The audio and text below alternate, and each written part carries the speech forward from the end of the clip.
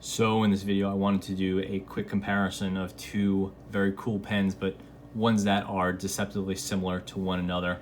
And the first is the Rotring 600. The second is the Rotring Newton. A lot of times online, the Newton is called a 600, and that's not technically true. The two are super similar, so I understand why people make that distinction. But the original Rotring 600, which we have in black here, is a lot more valuable than the newer and less rare Newton. So it's worth knowing the difference between the two if you're in market or just curious about these pens. So again, both are really similar.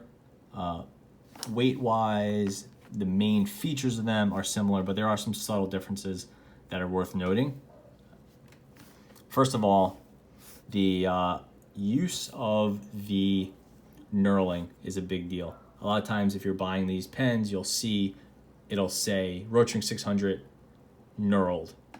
And what that means is basically there's knurling here on the grip, knurling here on the back, and then on the front portion right here. This was, at the time, and probably still is, expensive to do, and Rotring honestly wasn't that great at it. So you could see it's kind of soft and flat here, and it does tend to wear over time. But the knurling is a very important feature because the 600 has it, the Newton does not. You can see on the front, no knurling, on the back, nothing, and then the biggest giveaway is on the grip right here. It is completely flat. Next up, the Rotring Newton has the use of the polish on the cap. This is cool, but it's clearly a very slick feature, and the 600 doesn't have that level of slickness to it. The 600 is like much more utilitarian than the Newton. It's an older pen, kind of more industrial or more work focused or technically focused, whatever you want to call it. So it doesn't have that mirror, and that's also reflected here. The Rotring 600s also have a color indicator, and this little piece turns so you can see what color you're using. Again, that's a technical feature. Rotring originally made technical pens, and that was a big focus of theirs. When Sanford bought the company, a lot of that focus was taken away. So features like this color indicator were less important, and they were eventually dropped as cost-saving measures. And you can see here, really similar clip, both hexagonal, no printed logo on the Newton. And then the Newton has chrome, but no color indicator, and the red band was moved. The red band on the Newton does not seem to be as nicely done as it is on the 600, but it's hard to really tell if there's a real difference there.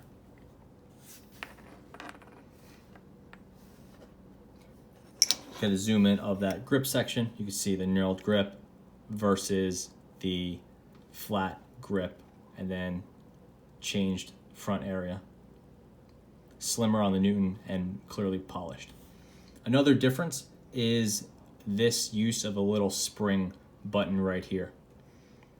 This is not present on the 600s, it is present on the Newton. And this makes a lot of sense, right? Because one of the biggest flaws with the Rotring 600 was that it's a brass on brass connection here, right? And that little click action, each time you do that, it's wearing away a little bit at these little gear pieces right here. Over time, the cap will barely stay on or not stay on at all because these little pieces have been worn out. So you'll see a lot of older Rotring 600s and it says loose cap or cap doesn't stay on or something like that, and that's because these parts wore out. Rotring clearly knew that, and they addressed this with this little button right here, and this is a little piece. I don't know if it's spring loaded or if there's something in there that gives it some flex, and it makes the cap on the Newton much firmer, and it's pretty hard to get it off. And when you click it on, really firm and very distinct sound. Obviously, my Rotring 600 has seen a lot more use, and it's much more worn in than this pretty much new old stock Newton. But even so, the Newton is super much harder to click, and then when it's in there, it's very solid. And you can see that gear shape here is in relatively good shape because a lot of the pressure of holding it in and clicking is being used by the spring action. Actually, let's open the pen up. We'll see any differences inside.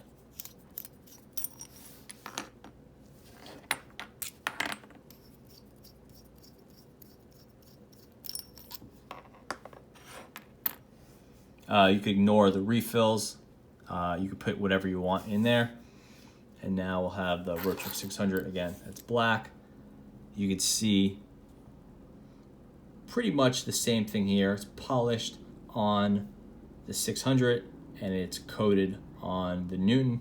I don't think that's a big difference. Maybe it feels a little bit smoother on the 600 where it's polished, and that's a nice little feature, but not a huge deal.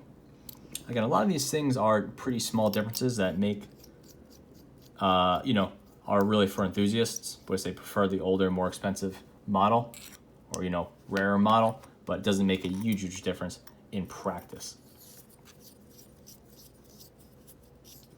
And then I would say the last big difference is that if you look at the clip right here, you could see made in Japan. At some point, I believe in the 90s, the mid to late 90s, Rotring moved the manufacturing over to Japan. The earlier Rotrings were made in Germany. So it doesn't actually say Germany anywhere on here. It doesn't say it under the clip the way Lamy would or anything like that, but I believe they were all made in Germany, whereas the later models were made in Japan. And then just in 2018, the Rotring 600 ballpoint was re-released, and those are definitely made in Japan. So that transition was made earlier with the Newtons. And then when manufacturing resumed in 2018 with the ballpoints, again, made in Japan. So I think that covers the major differences between the 600 and the Newton.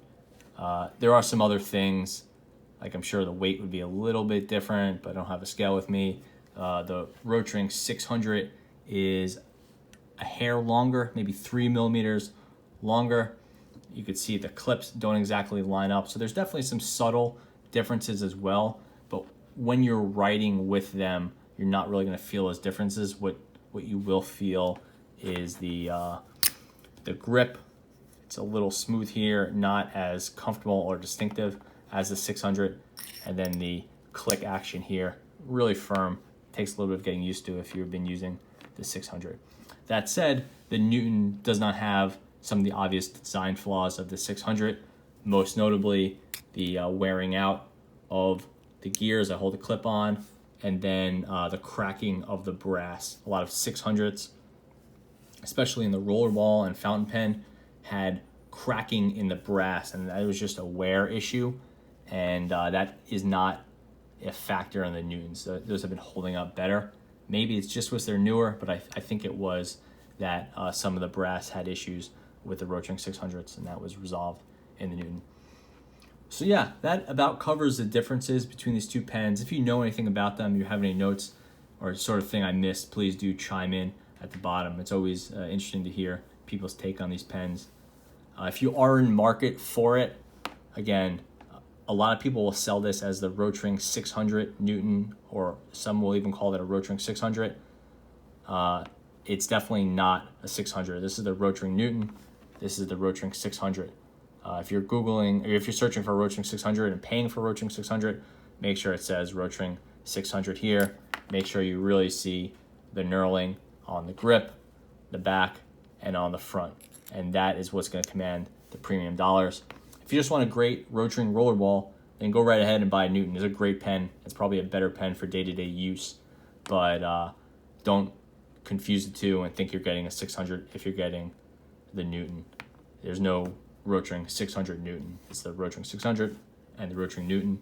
Both are great, but they are different. So that about covers it. Thanks for watching.